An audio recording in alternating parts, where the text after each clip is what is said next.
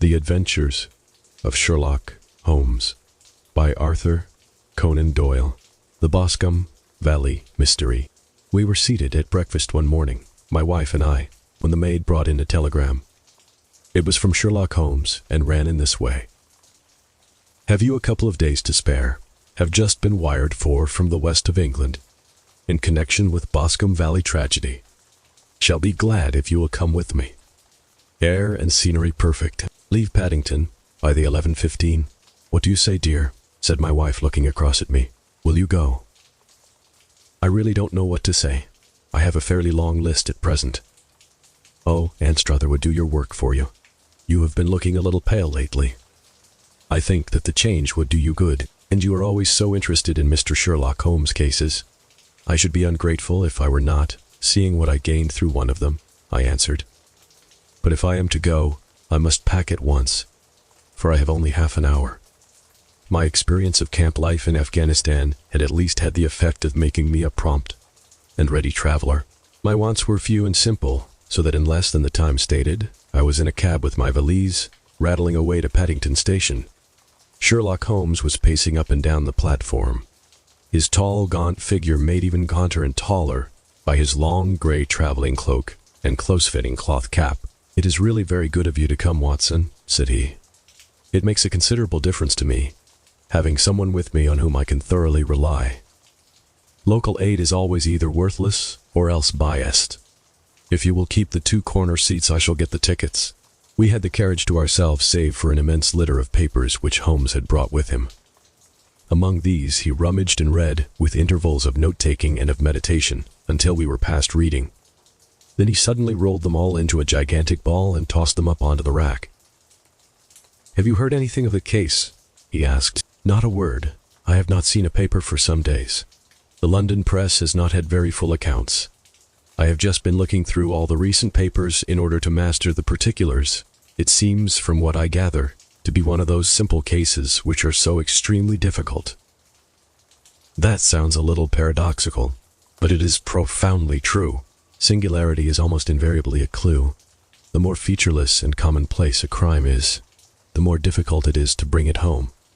In this case, however, they have established a very serious case against the son of the murdered man. It is a murder, then? Well, it is conjectured to be so. I shall take nothing for granted until I have the opportunity of looking personally into it. I will explain the state of things to you, as far as I have been able to understand it, in a very few words. Boscombe Valley is a country district, not very far from Ross, in Herefordshire. The largest landed proprietor in that part is a Mr. John Turner, who made his money in Australia and returned some years ago to the old country. One of the farms which he held, that of Hatherley, was let to Mr. Charles McCarthy, who was also an ex-Australian. The men had known each other in the colonies, so that it was not unnatural that when they came to settle down, they should do so as near each other as possible. Turner was apparently the richer man, so McCarthy became his tenant, but still remained, it seems, upon terms of perfect equality, as they were frequently together. McCarthy had one son, a lad of 18, and Turner had an only daughter of the same age, but neither of them had wives living. They appear to have avoided the society of the neighboring English families, and to have led retired lives, though both the McCarthys were fond of sport, and were frequently seen at the race meetings of the neighborhood. McCarthy kept 2 servants, a man and a girl. Turner had a considerable household, some half-dozen at the least. That is as much as I have been able to gather about the families. Now for the facts. On the 3rd of June, that is, on Monday last, McCarthy left his house at Hatherley about 3 in the afternoon, and walked down to the Boscombe Pool, which is a small lake formed by the spreading out of the stream which runs down the Boscombe Valley. He had been out with his serving men in the morning at Ross, and he had told the man that he must hurry, as he had an appointment of importance to keep at 3. From that appointment, he never came back alive. From Hatherley farmhouse to the Boscombe Pool is a quarter of a mile, and 2 people saw him as he passed over this ground. One was an old woman, whose name is not mentioned, and the other was William Crowder, a gamekeeper in the employ of Mr. Turner. Both these witnesses depose that Mr. McCarthy was walking alone. The gamekeeper adds that within a few minutes of his seeing Mr. McCarthy pass, he had seen his son, Mr. James McCarthy, going the same way with a gun under his arm. To the best of his belief, the father was actually in sight at the time, and the son was following him. He thought no more of the matter until he heard in the evening of the tragedy that had occurred, the two McCarthys were seen after the time when William Crowder, the gamekeeper, lost sight of them. The Boscombe Pool is thickly wooded round, with just a fringe of grass and of reeds round the edge. A girl of 14, Patience Moran, who is the daughter of the lodgekeeper of the Boscombe Valley estate, was in one of the woods picking flowers. She states that while she was there, she saw, at the border of the wood and close by the lake, Mr. McCarthy and his son, and that they appeared to be having a violent quarrel.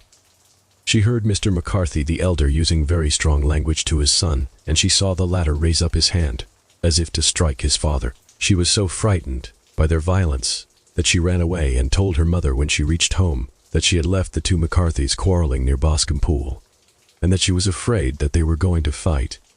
She had hardly said the words when young Mr. McCarthy came running up to the lodge to say that he had found his father dead in the wood, and to ask for the help of the lodgekeeper. He was much excited without either his gun or his hat, and his right hand and sleeve were observed to be stained with fresh blood. On following him, they found a dead body stretched out upon the grass beside the pool. The head had been beaten in by repeated blows of some heavy and blunt weapon. The injuries were such as might very well have been inflicted by the butt end of his son's gun, which was found lying on the grass within a few paces of the body. Under these circumstances, the young man was instantly arrested, and a verdict of willful murder having been returned at the inquest on Tuesday, he was on Wednesday brought before the magistrates at Ross, who have referred the case to the next assizes. Those are the main facts of the case as they came out before the coroner and the police court. I could hardly imagine a more damning case, I remarked. If ever circumstantial evidence pointed to a criminal, it does so here.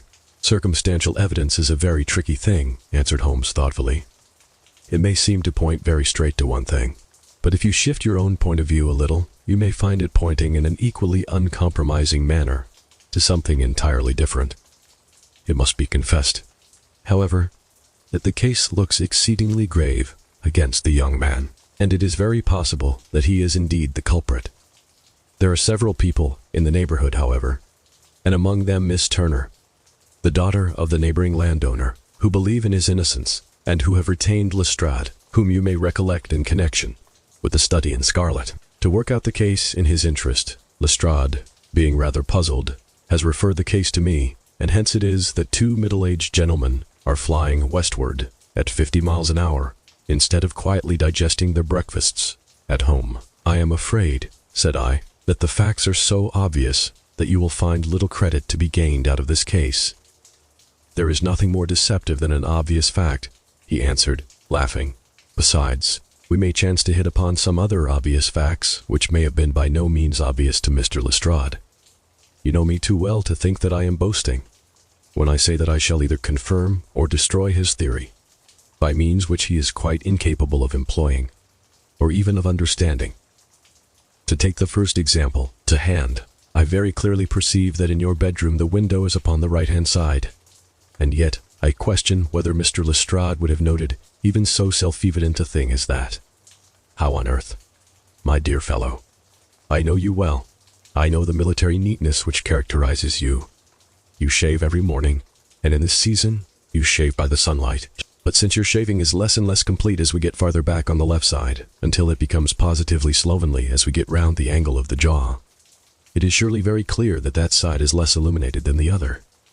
I could not imagine a man of your habits looking at himself in an equal light, and being satisfied with such a result. I only quote this as a trivial example of observation and inference. Therein lies my mintier, and it is just possible that it may be of some service in the investigation which lies before us. There are one or two minor points which were brought out in the inquest, and which are worth considering. It appears that his arrest did not take place at once, but after the return to Hatherley Farm. On the inspector of constabulary informing him that he was a prisoner, he remarked that he was not surprised to hear it, and that it was no more than his deserts. This observation of his had the natural effect of removing any traces of doubt which might have remained in the minds of the coroner's jury. It was a confession, I ejaculated. No, for it was followed by a protestation of innocence. coming on the top of such a damning series of events. It was at least a most suspicious remark. On the contrary, said Holmes, it is the brightest rift which I can at present see in the clouds.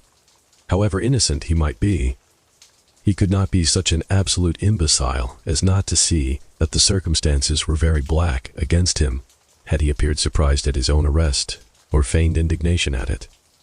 I should have looked upon it as highly suspicious, because such surprise or anger would not be natural under the circumstances, and yet might appear to be the best policy to a scheming man. His frank acceptance of the situation marks him as either an innocent man, or else as a man of considerable self-restraint and firmness. As to his remark about his deserts, it was also not unnatural, if you consider that he stood beside the dead body of his father, and that there is no doubt that he had that very day so far forgotten his filial duty as to bandy words with him, and even, according to the little girl whose evidence is so important, to raise his hand as if to strike him. The self-reproach and contrition which are displayed in his remark appear to me to be the signs of a healthy mind, rather than of a guilty one. I shook my head. Many men have been hanged on far slighter evidence, I remarked. So they have, and many men have been wrongfully hanged. What is the young man's own account of the matter? It is, I am afraid, not very encouraging to his supporters, though there are one or two points in it which are suggestive. You will find it here, and may read it for yourself. He picked out from his bundle a copy of the local Herefordshire paper, and having turned down the sheet, he pointed out the paragraph in which the unfortunate young man had given his own statement of what had occurred. I settled myself down in the corner of the carriage and read it very carefully. It ran in this way. Mr. James McCarthy, the only son of the deceased, was then called and gave evidence as follows. I had been away from home for 3 days at Bristol, and had only just returned upon the morning of last Monday, the 3rd. My father was absent from home at the time of my arrival, and I was informed by the maid that he had driven over to Ross with John Cobb, the groom.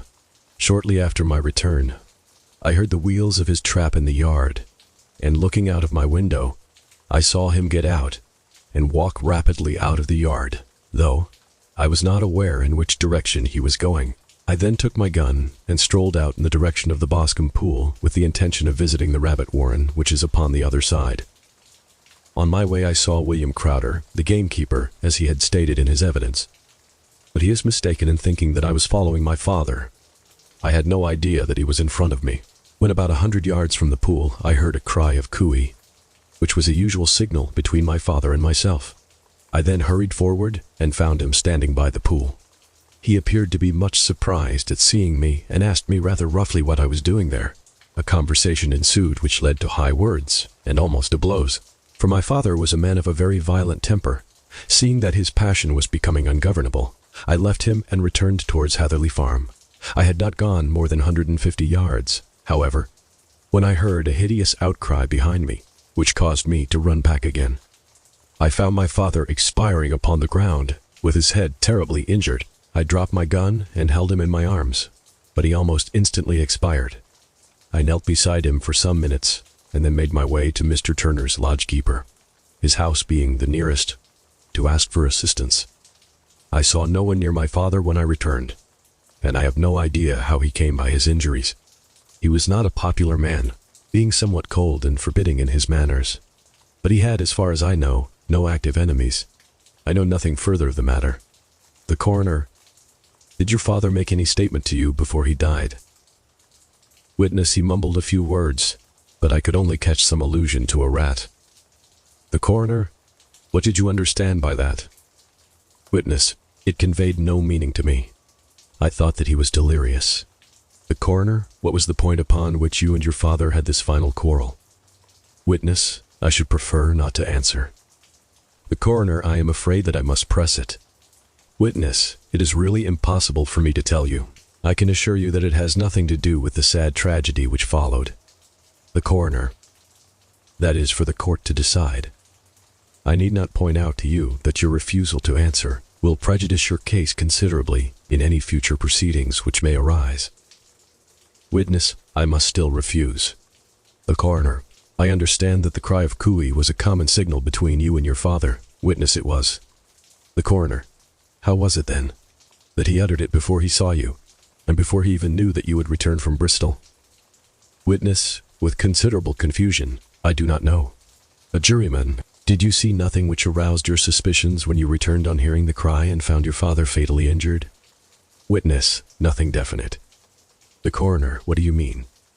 Witness, I was so disturbed and excited as I rushed out into the open that I could think of nothing except of my father. Yet I have a vague impression that as I ran forward something lay upon the ground to the left of me. It seemed to me to be something gray in color. A coat of some sort.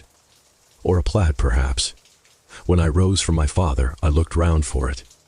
But it was gone. Do you mean that it disappeared before you went for help? Yes, it was gone. You cannot say what it was. No, I had a feeling something was there. How far from the body? 12 yards or so. And how far from the edge of the wood? About the same. Then if it was removed, it was while you were within 12 yards of it.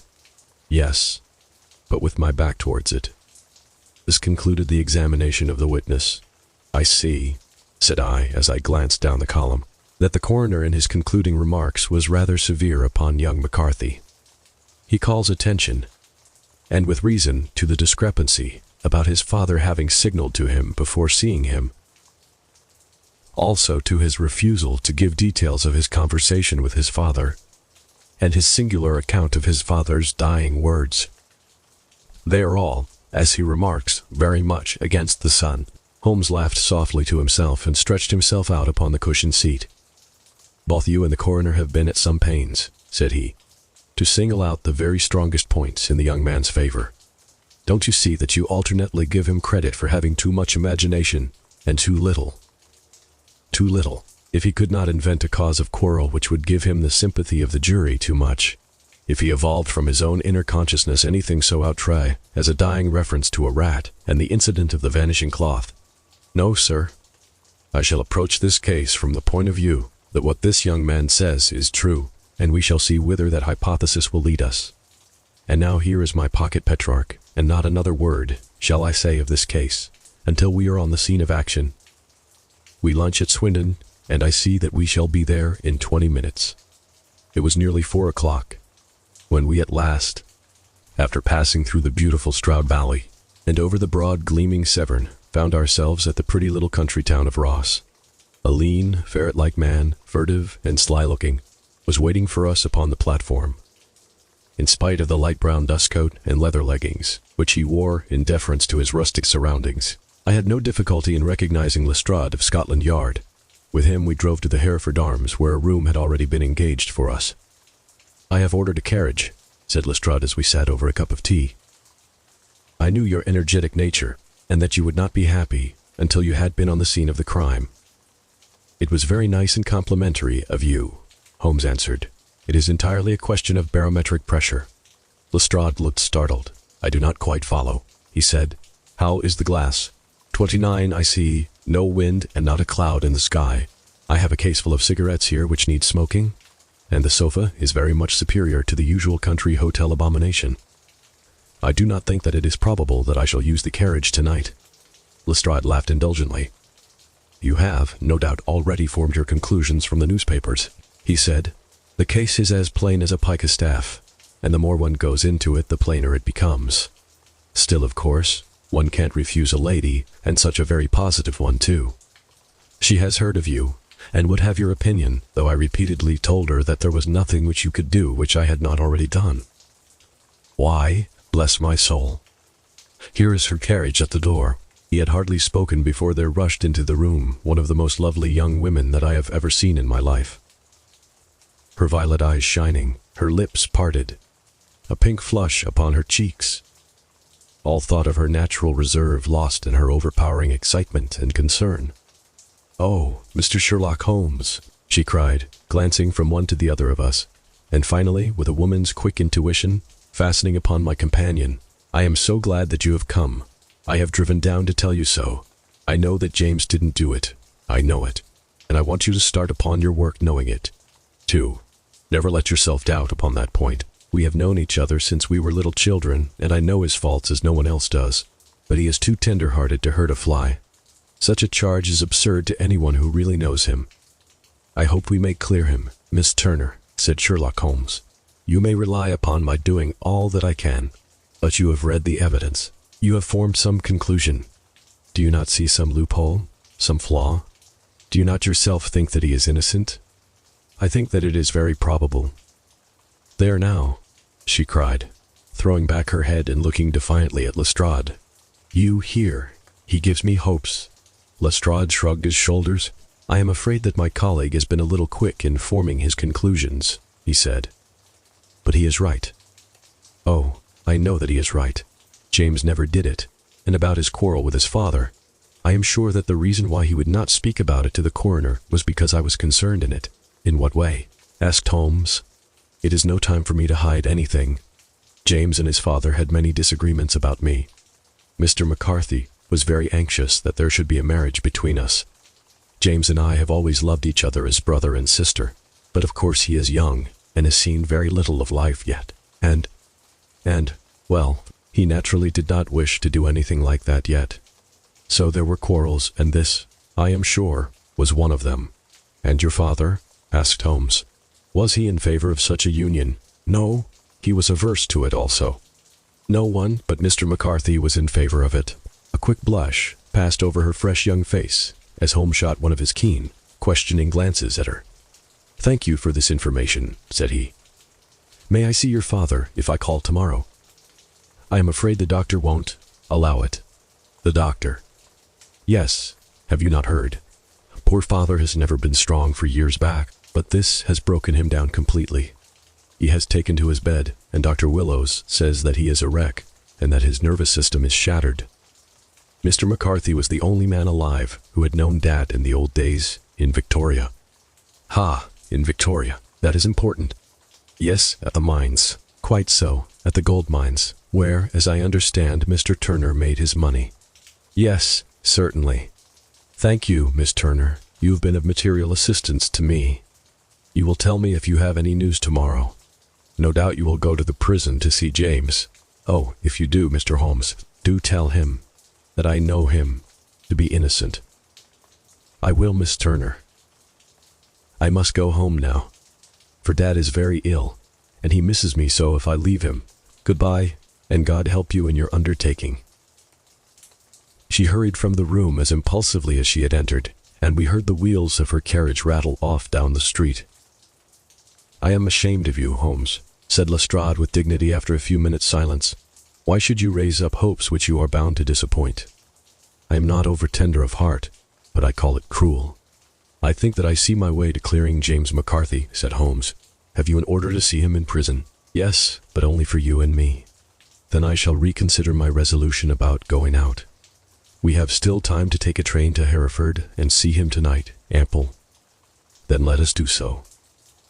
Watson, I fear that you will find it very slow, but I shall only be away a couple of hours. I walked down to the station with them, and then wandered through the streets of the little town, finally returning to the hotel, where I lay upon the sofa, and tried to interest myself in a yellowback novel.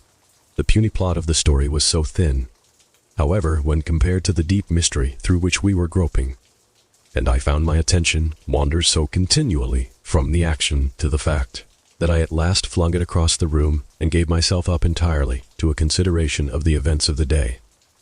Supposing that this unhappy young man's story were absolutely true, then what hellish thing, what absolutely unforeseen and extraordinary calamity could have occurred between the time when he parted from his father and the moment when, drawn back by his screams, he rushed into the glade? It was something terrible and deadly. What could it be? Might not the nature of the injuries reveal something to my medical instincts? I rang the bell and called for the weekly county paper, which contained a verbatim account of the inquest. In the surgeon's deposition, it was stated that the posterior third of the left parietal bone and the left half of the occipital bone had been shattered by a heavy blow from a blunt weapon. I marked the spot upon my own head. Clearly such a blow must have been struck from behind. That was to some extent in favor of the accused, as when seen quarreling, he was face to face with his father. Still, it did not go for very much, for the older man might have turned his back before the blow fell. Still, it might be worth while to call Holmes' attention to it. Then there was the peculiar dying reference to a rat. What could that mean? It could not be delirium. A man dying from a sudden blow does not commonly become delirious. No, it was more likely to be an attempt to explain how he met his fate. But what could it indicate? I cudgeled my brains to find some possible explanation, and then the incident of the grey cloth seen by young McCarthy. If that were true, the murderer must have dropped some part of his dress, presumably his overcoat, in his flight, and must have had the hardihood to return, and to carry it away at the instant when the son was kneeling with his back turned not a dozen paces off. What a tissue of mysteries and improbabilities the whole thing was.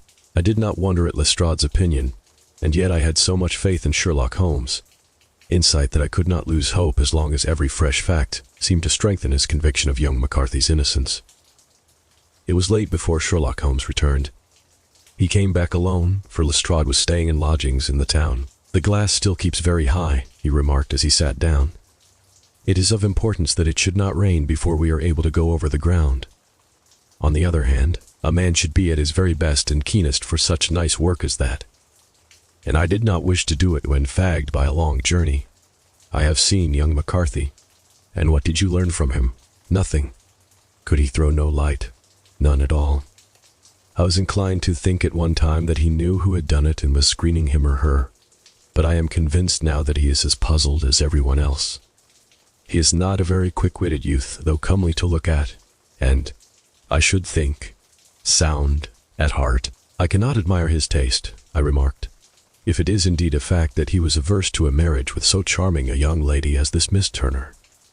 Ah, thereby hangs a rather painful tale. This fellow is madly, insanely, in love with her, but some 2 years ago, when he was only a lad, and before he really knew her, for she had been away 5 years at a boarding school, what does the idiot do but get into the clutches of a barmaid in Bristol and marry her at a registry office? No one knows a word of the matter, but you can imagine how maddening it must be to him to be upbraided for not doing what he would give his very eyes to do, but what he knows to be absolutely impossible. It was sheer frenzy of this sort which made him throw his hands up into the air when his father, at their last interview, was goading him on to propose to Miss Turner. On the other hand, he had no means of supporting himself, and his father, who was by all accounts a very hard man, would have thrown him over utterly had he known the truth. It was with his barmaid wife that he had spent the last 3 days in Bristol, and his father did not know where he was. Mark that point. It is of importance. Good has come out of evil, however, for the barmaid, finding from the papers that he is in serious trouble and likely to be hanged, has thrown him over utterly, and has written to him to say that she has a husband already in the Bermuda dockyard, so that there is really no tie between them. I think that that bit of news has consoled young McCarthy for all that he has suffered. But if he is innocent, who has done it? Ah, who? I would call your attention very particularly to 2 points. One is that the murdered man had an appointment with someone at the pool, and that the someone could not have been his son, for his son was away, and he did not know when he would return. The second is that the murdered man was heard to cry, for he knew that his son had returned. Those are the crucial points upon which the case depends. And now let us talk about George Meredith, if you please, and we shall leave all minor matters until tomorrow. There was no rain, as Holmes had foretold, and the morning broke bright and cloudless. At 9 o'clock Lestrade called for us with the carriage, and we set off for Hatherley Farm and the Boscombe Pool. "There was serious news this morning," Lestrade observed. "It is said that Mr. Turner, of the Hall, is so ill that his life is despaired of." "An elderly man, I presume?" said Holmes. "About 60, but his constitution has been shattered by his life abroad, and he has been in failing health for some time. This business has had a very bad effect upon him. He was an old friend of McCarthy's, and, I may add, a great benefactor to him, for I have learned that he gave him Hatherley Farm rent-free." "Indeed, that is interesting," said Holmes. "Oh yes, in 100 other ways he has helped him. Everybody about here speaks of his kindness to him. Really, does it not strike you as a little singular that this McCarthy, who appears to have had little of his own, and to have been under such obligations to Turner, should still talk of marrying his son to Turner's daughter, who is presumably heiress to the estate? and that in such a very cocksure manner, as if it were merely a case of a proposal and all else would follow. It is the more strange since we know that Turner himself was averse to the idea. The daughter told us as much. Do you not deduce something from that? We have got to the deductions and the inferences, said Lestrade, winking at me. I find it hard enough to tackle facts, Holmes, without flying away after theories and fancies. You are right, said Holmes demurely. You do find it very hard to tackle the facts. Anyhow, I have grasped one fact which you seem to find it difficult to get hold of, replied Lestrade with some warmth. And that is, that McCarthy Sr. met his death from McCarthy Jr., and that all theories to the contrary are the merest moonshine. Well, moonshine is a brighter thing than fog, said Holmes, laughing. But I am very much mistaken if this is not Hatherley Farm upon the left. Yes, that is it. It was a widespread, comfortable-looking building, 2-storied, slat-roofed, with great yellow blotches of lichen upon the grey walls. The drawn blinds and the smokeless chimneys, however, gave it a stricken look, as though the weight of this horror still lay heavy upon it. We called at the door, when the maid, at Holmes' request, showed us the boots which her master wore at the time of his death, and also a pair of the son's, though not the pair which he had then had. Having measured these very carefully from 7 or 8 different points, Holmes desired to be led to the courtyard, from which we all followed the winding track which led to Boscombe Pool. Sherlock Holmes was transformed when he was hot upon such a scent as this. Men who had only known the quiet thinker and logician of Baker Street would have failed to recognize him. His face flushed and darkened. His brows were drawn into 2 hard black lines, while his eyes shone out from beneath them with a steely glitter. His face was bent downward, his shoulders bowed, his lips compressed, and the veins stood out like whipcord in his long, sinewy neck. His nostrils seemed to dilate with a purely animal lust for the chase, and his mind was so absolutely concentrated upon the matter before him that a question or remark fell unheeded upon his ears, or, at the most, only provoked a quick, impatient snarl in reply. Swiftly and silently he made his way along the track which ran through the meadows, and so by way of the woods to the Boscombe Pool. It was damp, marshy ground, as is all that district, and there were marks of many feet, both upon the path and amid the short grass which bounded it on either side. Sometimes Holmes would hurry on, sometimes stop dead, and once he made quite a little detour into the meadow. Lestrade and I walked behind him, the detective indifferent and contemptuous, while I watched my friend with the interest which sprang from the conviction that every one of his actions was directed towards a definite end.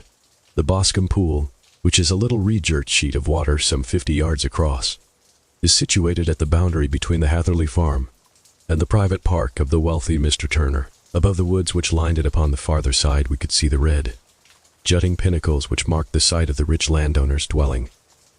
On the Hatherley side of the pool, the woods grew very thick, and there was a narrow belt of sodden grass 20 paces across between the edge of the trees and the reeds which lined the lake.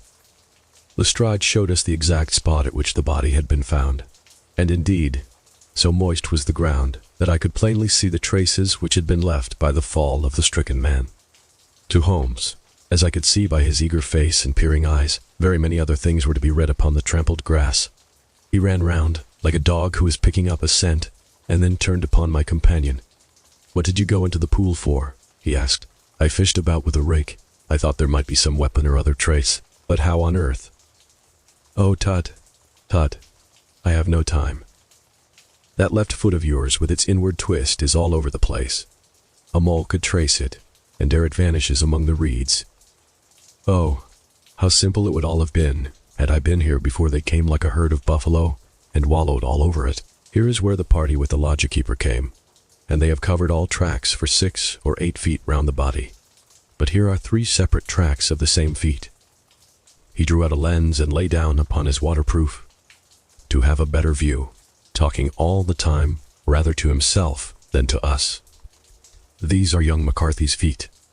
Twice he was walking, and once he ran swiftly, so that the soles are deeply marked and the heels hardly visible. That bears out his story. He ran when he saw his father on the ground. Then here are the father's feet as he paced up and down. What is this? Then it is the butt end of the gun as the son stood listening. And this, ha ha, what have we here? Tiptoes. Square, too. Quite unusual boots. They come, they go, they come again. Of course, that was for the cloak. Now where did they come from? He ran up and down, sometimes losing, sometimes finding the track until we were well within the edge of the wood and under the shadow of a great beech, the largest tree in the neighborhood. Holmes traced his way to the farther side of this and lay down once more upon his face with a little cry of satisfaction. For a long time he remained there, turning over the leaves and dried sticks, gathering up what seemed to me to be dust into an envelope and examining with his lens not only the ground, but even the bark of the tree as far as he could reach. A jagged stone was lying among the moss, and this also he carefully examined and retained.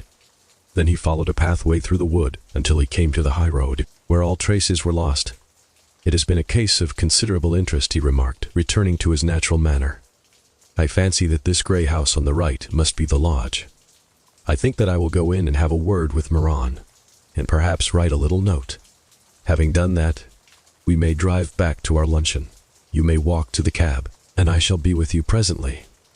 It was about 10 minutes before we regained our cab and drove back into Ross, Holmes still carrying with him the stone which he had picked up in the wood. "This may interest you, Lestrade," he remarked, holding it out. "The murder was done with it.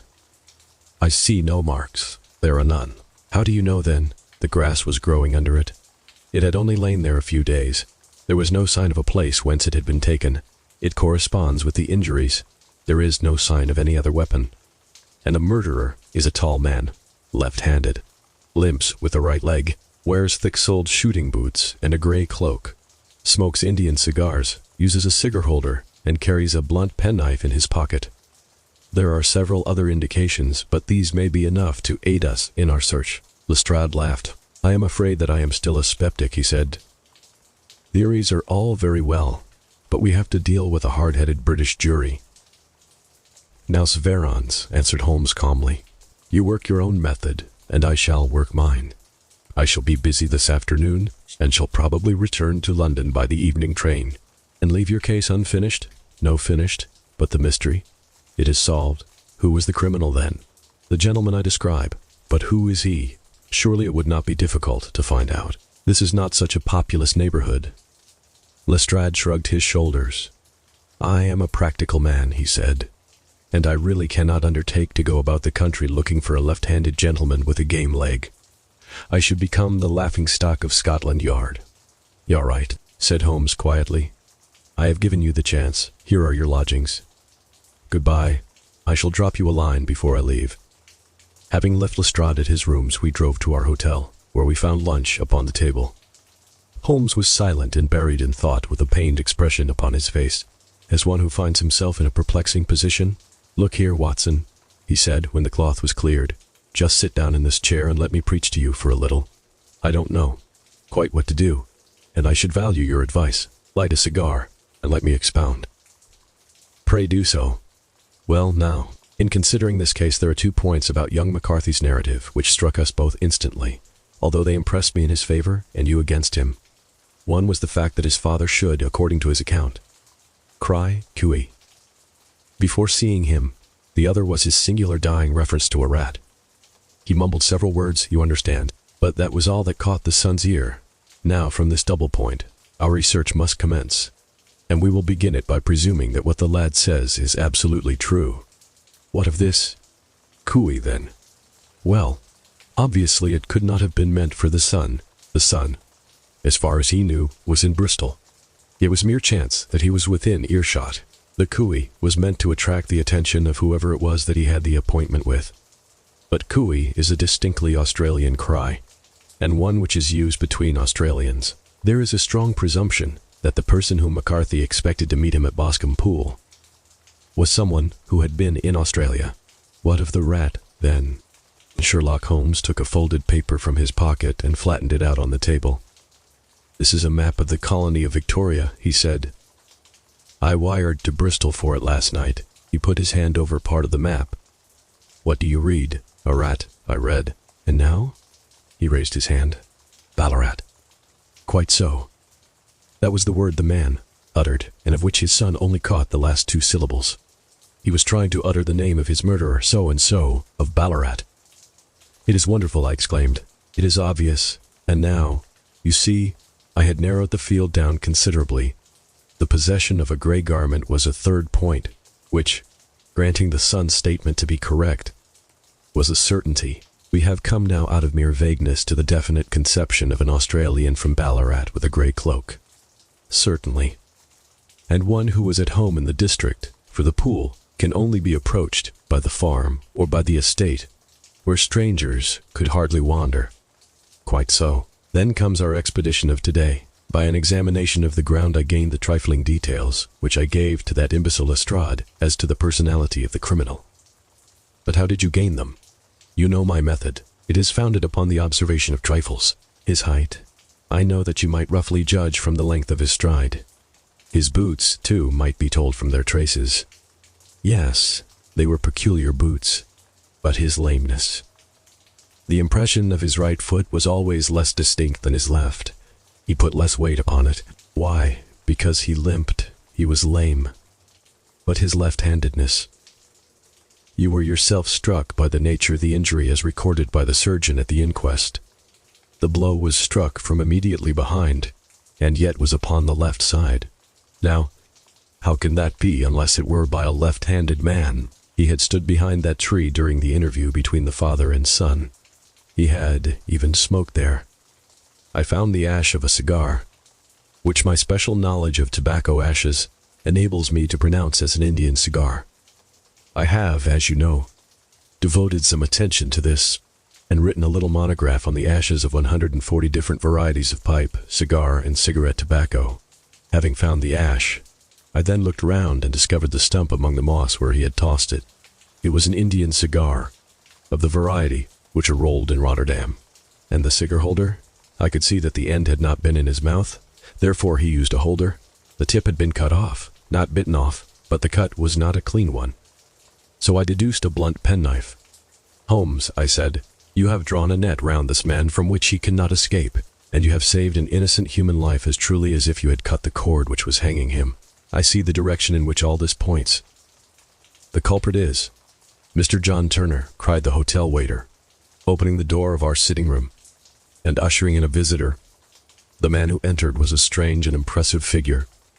His slow, limping step and bowed shoulders gave the appearance of decrepitude, and yet his hard, deep-lined, craggy features and his enormous limbs showed that he was possessed of unusual strength of body and of character.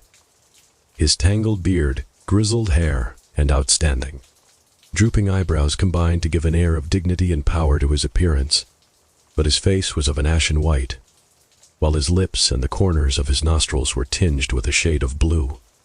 It was clear to me at a glance that he was in the grip of some deadly and chronic disease. "Pray sit down on the sofa," said Holmes gently. "You had my note?" "Yes, the lodgekeeper brought it up.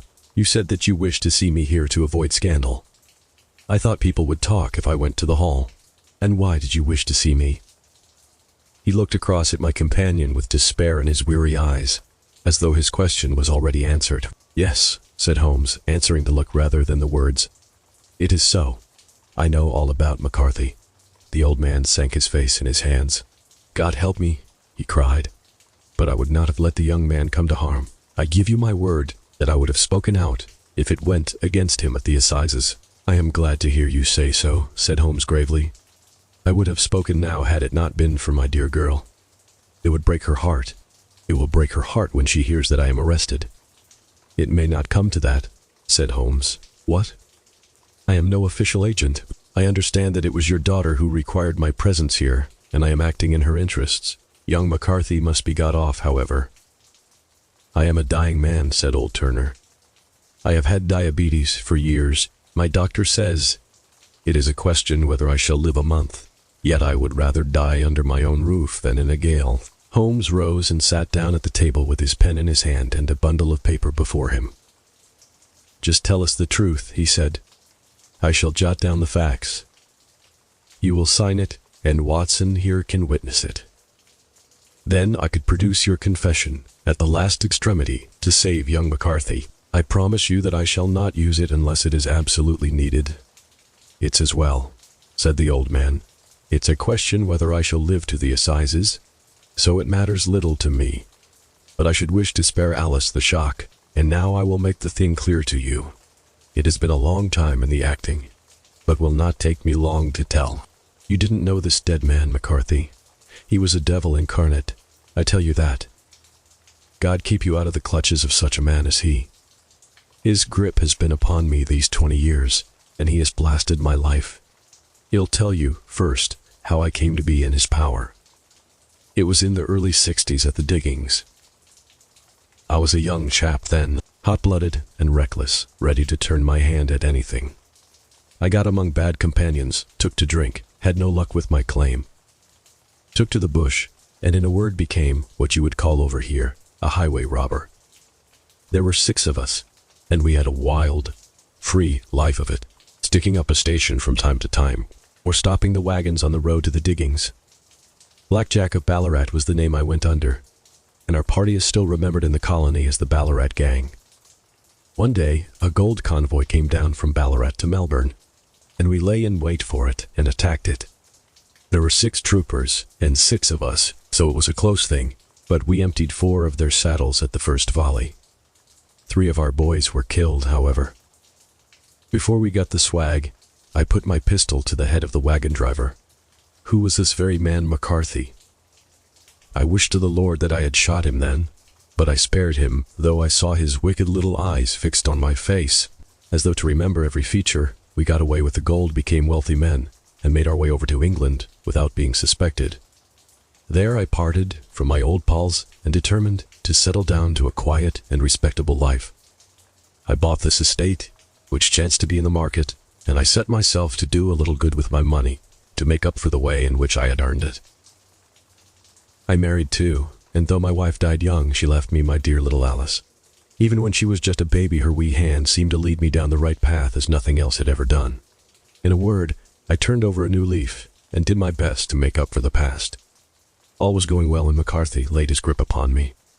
I had gone up to town about an investment, and I met him in Regent Street with hardly a coat to his back or a boot to his foot. "Here we are, Jack," says he, touching me on the arm. "We'll be as good as a family to you. Therese, 2 of us, me and my son, and you can have the keeping of us. If you don't, it's a fine, law-abiding country, is England." And Therese, always a policeman, within hail. Well, down they came to the West Country. There was no shaking them off, and there they have lived rent-free on my best land ever since. There was no rest for me, no peace, no forgetfulness. Turn where I would, there was his cunning, grinning face at my elbow. It grew worse as Alice grew up, for he soon saw I was more afraid of her knowing my past than of the police. Whatever he wanted he must have, and whatever it was I gave him without question: land, money, houses, until at last he asked a thing which I could not give. He asked for Alice. His son, you see, had grown up, and so had my girl, and as I was known to be in weak health, it seemed a fine stroke to him that his lad should step into the whole property. But there I was firm. I would not have his cursed stock mixed with mine. Not that I had any dislike to the lad, but his blood was in him, and that was enough. I stood firm. McCarthy threatened. I braved him to do his worst. We were to meet at the pool midway between our houses to talk it over. When I went down there, I found him talking with his son, so I smoked a cigar and waited behind a tree until he should be alone. But as I listened to his talk, all that was black and bitter in me seemed to come uppermost. He was urging his son to marry my daughter with as little regard for what she might think as if she were a slut from off the streets. It drove me mad to think that I and all that I held most dear should be in the power of such a man as this. Could I not snap the bond? I was already a dying and a desperate man. Though clear of mind and fairly strong of limb, I knew that my own fate was sealed. But my memory and my girl, both could be saved if I could but silence that foul tongue. I did it, Mr. Holmes. I would do it again, deeply as I have sinned.